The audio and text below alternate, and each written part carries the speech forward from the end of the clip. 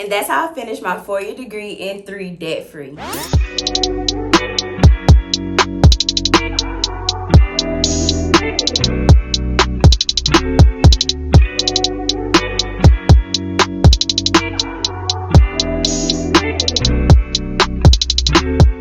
What's up, y'all? It's your girl Fabulous Flourishing Faith, having fun, and I'm back with another video. So don't forget to like, comment, and subscribe so when I post new videos you won't miss any of them. With that being said, let's hop into this video. Today's video, if you can't already tell by the title, is how I got my 4-year degree in 3 debt-free. Disclaimer alert. This step-by-step plan may not work for everybody. The purpose of this video is for you to take the tips and tricks that I use and apply them to your life so they can be useful. Now, with that out of the way, let's get into this video. So, just to give y'all a little background information about me. In school, I was pretty much, a student. I took some little honors classes in elementary and middle school, and I was pretty on the straight and narrow.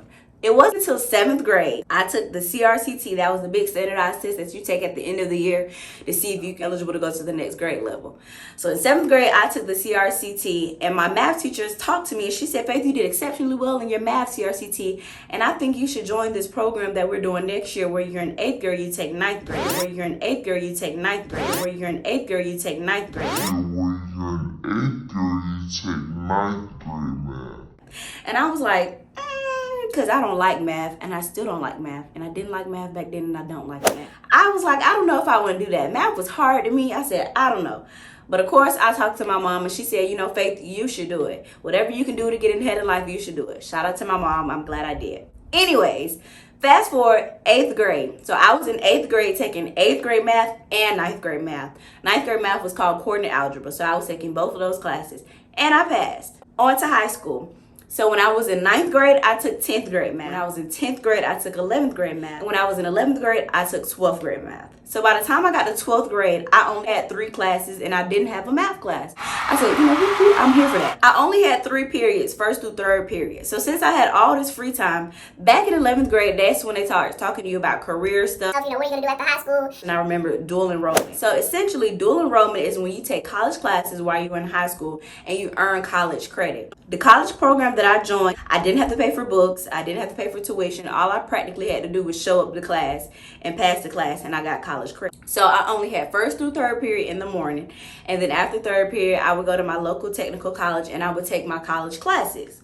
So the first half of my senior year, I took 3 college classes, and the second half of my senior year, I took 3 college classes. So that's a total of 6 college classes that I took in high school.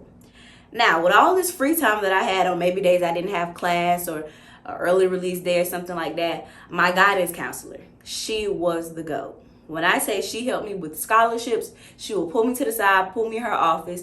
She would get my transcripts ready. She would fill out the scholarships with me step by step, figure out which ones I was eligible for. She would tell me to take them home and fill them out and bring them back. She was there for me along the way with all my scholarship help. I will never forget it.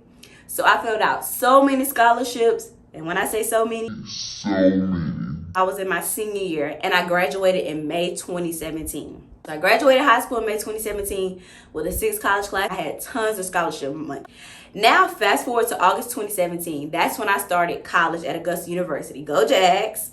I had 6 college classes, and I had tons of scholarship money, and that's what paid for my first semester at Augusta University. Now, one thing I would like to note, I didn't stay on campus, so that cut funds for me very much. So I didn't have to worry about room and board, and I didn't have to worry about meal plans and stuff like that because I didn't stay on campus. I pretty much came in Augusta University as a 2nd semester freshman, so that's kind of what knocked out some of my core classes.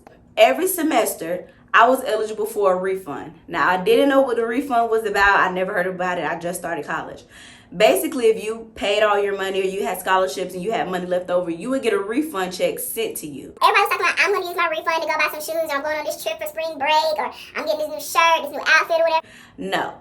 Every time I got my refund check, I set it away in a separate savings account. If I didn't touch that savings account unless it was to pay for school books or pay for tuition the next semester or anything related to school, that's the only reason I used that money. That's what I want to know. Every semester I got a refund check and went to that savings account, and that's how I paid for the next semester. Another key thing that I want to note is one of my scholarships were renewable. So there's a renewable scholarship and non-renewable scholarships. A lot of scholarships is just a one-time payment to your school, to your account. I had one renewable scholarship, the Watson Brown Scholarship. Renewable is if you meet their standards every semester, so maybe it's a certain GPAs, or it just depends on their requirements. You can get your money dispersed again every semester as long as you meet the requirements. So I had one renewable scholarship, the Watson Brown Foundation Scholarship. And if you're located in Georgia, they're based out of Thompson, Georgia, so you might want to look them up, the Watson Brown Foundation. I had that one renewable scholarship, and that also helped me pay for each semester. So all I had to do was submit my transcript for that semester, and I will upload it to their portal, and they reviewed it, and they sent me my money again for the next semester. That's how I kept the money flowing for each semester to pay for my tuition. And that's essentially what I did for each semester. My scholarships, the 6 college classes I took, I didn't stay on campus, and my renewable scholarship, and I didn't touch that money. And that's how I got my 4-year degree in 3 debt-free. I had money coming back to me even after I graduated, and that's how I paid for my first semester of grad school. But that's for another video. The main takeaways I want y'all to take away from about how I did it: guidance counselor. Talk to your guidance counselor if you're in school, or they're called an academic advisor. Whoever deals with like your grades and your scholarship programs, talk to them. That's what they're there for. They'll help you discover your eligibility. They'll help you review your essays. They'll help you get your transcripts together. Talk to them. They are there for a reason. Another thing that I did dual enrollment. So when I took college classes my senior year, that helped me so much, as it took shortened amount of time that I actually had to be in college, because I already had those 6 core classes that I took when I was in high school. Another thing that I want to note: when you get refund checks, don't spend that money. Let me say it again for the people in the back. When you get your refund check, don't spend that money. only use that money for school. So whether it's to pay for books, like I said, pay for your tuition next semester, put it in a separate savings account so you won't be tempted to touch it. That's what I did. Those are the main things I did, and that's how I got my 4-year degree in 3 debt-free. So I hope that you like what you heard so far. If you found it useful, don't forget to give it a thumbs up, comment in the section below, and don't forget to subscribe. I hope to see you in the next video, because over here, we're fabulous, flourishing, and having fun. Okay? Bye.